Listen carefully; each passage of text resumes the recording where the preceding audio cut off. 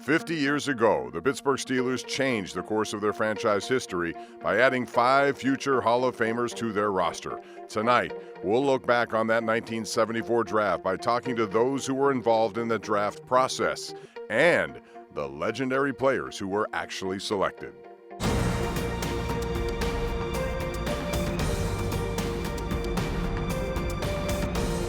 Welcome to Drafting a Dynasty, the story of the legendary 1974 Steelers draft.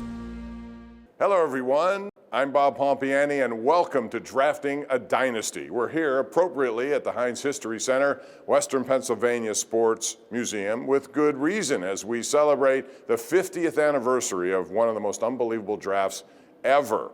You know, there's an old saying that says, Rome wasn't built in a day. And when you think about it, neither were the Pittsburgh Steelers. It wasn't until this one draft of the early 1970s that they put together the finishing touches on a roster that would eventually become known as the Team of the Decade. By the time the 1974 NFL draft took place, the Steelers had already started to turn around a long-suffering franchise. We came into that draft, I would say, feeling good about the team. I mean, there was no doubt the team was building, and you know, we made the playoffs for the first time ever for 2 seasons in a row, and so no question, I think everybody felt good about where we were at that point. They also felt good about their scouting staff, led by owner Art Rooney's son, Art Jr. Art Jr., he's got the personality of his dad. Same kind of gregarious kind of guy, deep voice, and just has millions of stories, and he's been like that his whole life. Art Jr. was joined on that staff by Steelers legend Jack Butler, longtime personnel man Dick Haley, and the future Pro Football Hall of Famer Bill Nunn, who worked for the Pittsburgh Courier before becoming a scout. Dad was meeting somebody from the Courier. Was telling Dad how great Bill Nunn was. Dad said, I'm hiring Bill Nunn. Bill was sports editor of Pittsburgh Courier, and that was at one point, I believe it was the most widely circulated African-American newspaper in the country. While working in that capacity, Nunn built relationships with several coaches at historically black college programs in the South. He often put those relationships to good use. Bill was impressive as a guy who could see talent, understand talent, and find the right talent for the right team, find the right talent for the Pittsburgh Steelers. Without Bill Nunn, they don't win 4 Super Bowls. Maybe they win 1, maybe they win 2, they don't win 4. Unlike today, in 1974, the NFL drafted players just 2 weeks after the Super Bowl. My dad told me, he said, those colleges you go to, he said, they usually have a good restaurant around there. He says, get one of the coaches or another scout and go. He said, but no booze at all. And so I got to know a lot of the coaches, and Dad was right. A lot of people thought when they had the draft early, it benefited the Steelers because their scout and their scouting department was so good that they didn't need the extra time. We had these huge charts and all that in the draft, they're all organized, and I was very serious. Like one of the assistant coaches went and wrote on the blackboard, the go-to list. And I said, hey, the only one allowed writing this blackboard is Coach Noel and me. Mostly coaches didn't get too involved because there wasn't enough time for them to get involved. But Chuck Noll was a new breed of coach. He was very much interested in which players the Steelers would draft, which begs the question, who was ultimately responsible for the Steelers' legendary draft hauls of the 1970s? That's a very serious question because, I was putting my heart and soul into it, and we brought Chuck Noll in. Chuck, from what I've been able to gather back then, had sole authority. That if he wanted somebody, boom, he drafted him. The first player Noll and the scouts had their eye on was a wide receiver from Southern California, Lynn Swann. Most of the scouting was done in person because they didn't have all this film, tape, video, whatever you want to call it, digital stuff available. So the scouts would fan out and go to schools, go to games. Coach McKay, he liked me for some reason. I think he was from the Pittsburgh area. But he really took a liking to me. I was very lucky in that thing. And we go out to watch practice, and he said, get on my golf cart, take you around. So we only went to one or two guys, and he went down, he said, here's the best guy I have. He said, he's a special guy. He says he can jump like a kangaroo, and he never drops a ball. He has phenomenal concentration. He's really your kind of guy. And with the 21st pick of the 1974 draft, the Steelers selected Swan, albeit without the fanfare that fans are used to today. Back in the day, as we say, 50 years ago, nobody knew until, and there was no internet, nobody knew until maybe they turned on their radio later and there'd been a reporter there and he goes and he calls the station and said, they just drafted Swan. And that's how you found out. Without any live coverage on radio or TV, the Swan family simply waited in their California home for the phone to ring. The Steelers called and said they were thinking about drafting me. I said, great. I said, it gets cold in Pittsburgh. And they said, yes. I said, so I can wear gloves if I'm in Pittsburgh. They said, sure. The next thing I know, I got a call saying, you've been drafted by the Pittsburgh Steelers. Congratulations. I said, that's great. Told my mom and dad, they were excited. That was it. What did I know about Pittsburgh? Not a whole lot. Some guy who was a very angry football player because they called him Mean Joe Green. I knew that Terry Bradshaw was a quarterback. I knew this guy. I thought his name was Frank O'Harris. I didn't realize it was Franco Harris. That night, Lynn hit the town to celebrate with family and friends, but their celebration turned sour when they were roughed up by members of the San Francisco Police Department after a traffic stop. Trust me, if you've ever been stopped by the police and they pulled you out of a car and beat the crap out of you and threw you in jail for something you didn't do, like running a red light, you don't forget that. It had a huge impact on me and my outlook on a variety of things, but it's never been the same for me in my life. Swan sued the San Fran PD and eventually won, but not until they made it difficult for him the following summer. When the trial came up, it was intentionally, a date was set intentionally at the beginning of training camp. And training camp starts on a particular day. I remember Chuck saying, well, you've got to be at training camp. And I told Chuck, well, Chuck, I'm not going to be at training camp. So I guess I retired. And if you kind of look back at the stories, you'll see it says Lynn Swan says he's retired. Court dates aside, the Steelers knew they made the right pick with Lynn Swan, one that would kickstart a string of picks that would alter the course of the franchise forever. Look, when we drafted Lynn Swan, we thought we got a superstar right there in the first round, I'd say. Didn't know that we were drafting, three other, Hall of Famers that day, and then obviously brought in Donnie Shell a little later. So just, a remarkable group, probably never to be duplicated, and really was the, you could say, the finishing touch on the team of the 70s. Coming up, we explain why the Steelers had such an interest in a skinny linebacker from Ohio and how some trickery landed them yet another Hall of Famer. Welcome back to Drafting a Dynasty, the story of the 1974 Steelers draft. Welcome back to Drafting a Dynasty. By the end of the 1973 season, the Steelers had put together a roster that would eventually become known as the Steel Curtain Defense. But they were missing one component, a thumper on the inside of that defense. Well, they went to a small program out of Northeast Ohio to get their man. His name, Jack Lambert. In the early 1970s, Kent State was not necessarily known for producing top NFL talent, but there was a rangy middle linebacker there who caught the Steelers' eye. Art Rooney Jr. made the drive over to watch the Golden Flashes practice, which took place in a parking lot. Anything that moved, he hit. And these are all his teammates, and I don't know if he's putting on a show for me or not, but he was belting everybody, and then he slipped and fell, in the parking lot, and got it all, cinders sticking in him. And he's pulling these cinders out and throwing them away, and he's very, very aware and back to hitting everyone. And I thought to myself, this guy has to be super tough. He's going to be bleeding like this stuff and pulling cinders out of himself. I said, he is about a half mean. Lambert actually proved to be full mean. He also proved to be a steal with a second-round pick, despite first impressions. I say, how can you be a 6'5", 220-pound middle linebacker? You're going to get blown off the ball. He had those skinny legs, but his upper body was really good. It wasn't massive, but his upper body was strong.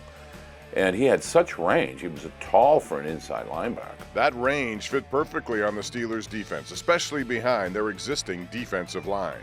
Those big guys up front took care of everything. Nobody was getting through them. So Lambert went, I don't want to say unblocked, but he roamed free a lot and to make plays. You know, he made a huge interception in their last Super Bowl win, that era, 14, against the Rams that saved the day. It was deep in the Steelers' territory. Big plays aside, Lambert became known mostly for his fiery demeanor, which teammates said was crucial to their overall success.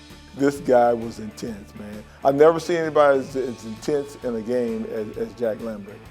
I think that's what separated him, his intensity and intelligence and intensity.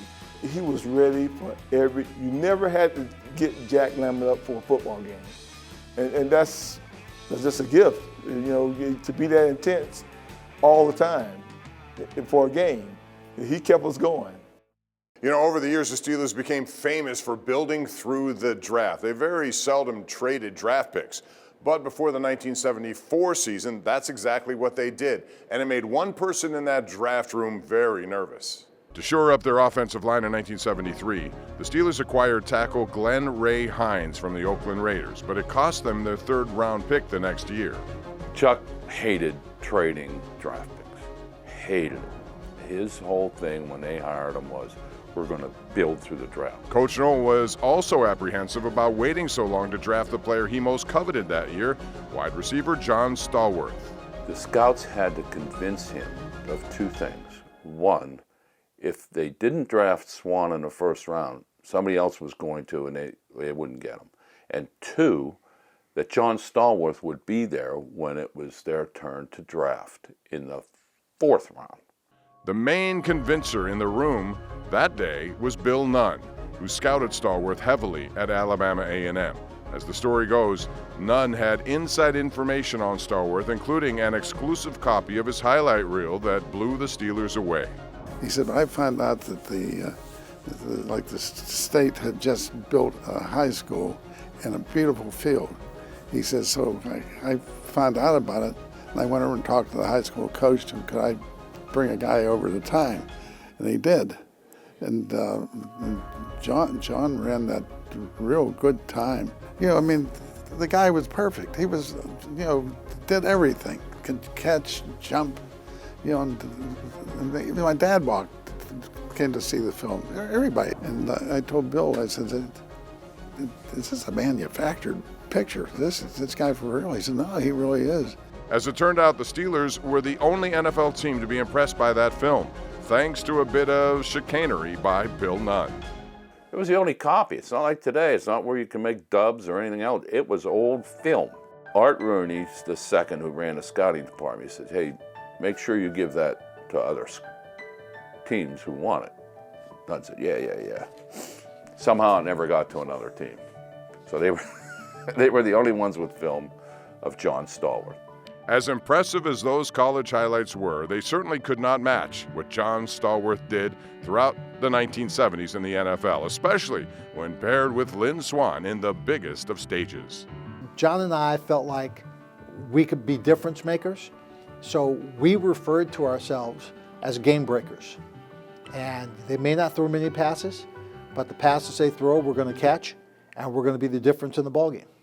Coming up next on Drafting a Dynasty, how some female persuasion may have led the Steelers to a Hall of Fame center. Stick around. Welcome back to Drafting a Dynasty, the story of the 1974 Steelers draft. Welcome back to Drafting a Dynasty as we celebrate 50 years since that incredible 1974 draft. And you know, in that draft, the Steelers took care of their definite needs early. But then in the fifth round, they took a player they knew would not start immediately for good reason. Ray Mansfield was a mainstay for the Steelers throughout the 60s and 70s, so center did not appear to be a hole they had to fill in the '74 draft. But the scouting staff recognized Mansfield's importance and the need to keep that position strong. Well, if you look, almost every Steelers Super Bowl team had a great center. And the one who didn't, Marquise Pouncey, was hurt and didn't play in that Super Bowl. Mike Webster was first-team All-Big Ten the last 2 years at Wisconsin, and that drew Art Rooney Jr. to Madison to watch him play. As he was known to do, Rooney made a friend that day, a nice older lady who allowed him to sit in the open seat beside her that was much closer to the field than his. And she said, "And who are you watching?" So I said a couple guys, and Webster was one, and she said, "Well, he should be the top of your list. You know, he's the best player." And so just being nice, you know, like having a conversation with this old gal, and said, he'd make a look, "Did you see that play?" And I say, "Oh boy, this guy really is for life. You know, he's something special." He was in fact special, so special that he would eventually break team records for seasons and total games played as a Pittsburgh Steeler. Webster was also perhaps the greatest center of his era, which spanned 17 years. Most centers, you have to help. The guard has to help him block somebody. He didn't need that with Webster. Webster just could take on his own man, you know, sometimes two. Brought his pail every day, hard worker, didn't say very much, and just played football. And he was a good one. And that man would know about being a good one because he was one himself. You know, Donnie Shell was not included in the 1974 draft because he wasn't drafted. He was passed up 450 times by NFL scouts. But there was one Steelers scout who made sure he ended up in the black and gold. In 1974, the NFL draft lasted 17 rounds, much more than the 7-round format of today. So after going undrafted that year, Donnie Shell was focused on starting his life's work as a teacher upon graduation from South Carolina State. I got a call from Bill Nunn, the Steelers scout. And he said that, "Are you aware that you wasn't drafted?" I told him, yes, I was, because they had 17 rounds. Shell was overlooked mainly because he played linebacker in college, and most teams thought he was too small to play that position in the pros. But Bill Nunn had other ideas. Nunn was phenomenal. He would go into the signing thing, and he came back and he said, I signed that guy that we liked. And I said, "Which one you mean?" He said, "Donnie Shell." I said, "He's a linebacker." He said, "Yeah." And he said, "We can teach him to be a defensive back." Not only did Nunn have the foresight of changing positions, he also used his relationship with Shell's college coach, Willie Jeffries, to persuade him not to sign with the Denver Broncos, as he had originally planned. I talked to Coach Jeffries. He said, "No, you're going to Pittsburgh." I said, "Coach, why?" He said, they like you. They like the guys give 100%. So what can I say? My coach saying they go to Pittsburgh. He said, "Go to Pittsburgh." So it's Pittsburgh I went. And the Steelers were glad he did. Shell played his entire 14-year career in Pittsburgh at strong safety, where he was named All-Pro 3 times and finished with an impressive 51 career interceptions. All those interceptions, strong safety, not free safety. Free safety is where you get the interceptions. Strong safety, you're up there trying to help the running game and everything, and you don't get a chance at all those interceptions. I believe he still has more interceptions than any strong safety in the history of the NFL. And those type of stats are why Shell was inducted into the Pro Football Hall of Fame in 2020, becoming the 5th player from the 1974 draft class to receive a gold jacket. Coming up, we'll ask the experts where they think the Steelers' 74 draft ranks historically. Stay tuned. Welcome back to Drafting a Dynasty, the story of the 1974 Steelers draft. So by now, you know the stories about how the Steelers acquired 5 Hall of Famers before the 1974 draft. Right now, let's take a look back at that full list. The 21st overall pick was Lynn Swann, who would win MVP honors in Super Bowl X and the NFL Man of the Year in 1981. The second pick, Jack Lambert, perhaps the most feared defender of the 1970s. He was named first-team All-Pro 6 times in his career. In the 4th round, it was John Stallworth, 14 years in the NFL, named to the Pro Bowl 3 times. And their 5th round pick, They took Mike Webster, who was selected to the NFL's all-decade team in both the 70s and 80s. And finally, despite being overlooked for 17 rounds, Donnie Shell signed as an undrafted free agent and was eventually named first-team All-Pro 3 times. Every player on this list won 4 Super Bowls, and all 5 were introduced into the Pro Football Hall of Fame. Adding those 5 players in 1 year helped cement what would become the most dominant team of the 1970s. You know, you really changed the complexion of your franchise when you can hit on draft picks like the Pittsburgh Steelers did in the 70s. You know, other teams have done it, you know, in subsequent drafts, but you know, that draft and some of those other drafts in the 70s really changed the entire course of the Pittsburgh Steelers history. That history would include 4 Super Bowl victories over the next 6 years after the '74 draft, which seems to confirm the fact that this is, in fact, the greatest single draft in NFL history. The draft in 1974, I believe, and I think a lot of people believe, that may have been the greatest single draft by a team in NFL history. You know, there were 5 guys on that draft who are in the Hall of Fame. In the history of sports drafts, there are no equals. Nobody can approach it. And then they got 4 Super Bowl rings. Not only was it a great draft, it produced 4 Super Bowl rings. So, case over. Case over indeed. We'd like to thank the people responsible for this program, including the players, scouts, our friends here at the Western Pennsylvania Sports Museum, and most of all, thank you for tuning in to Drafting a Dynasty.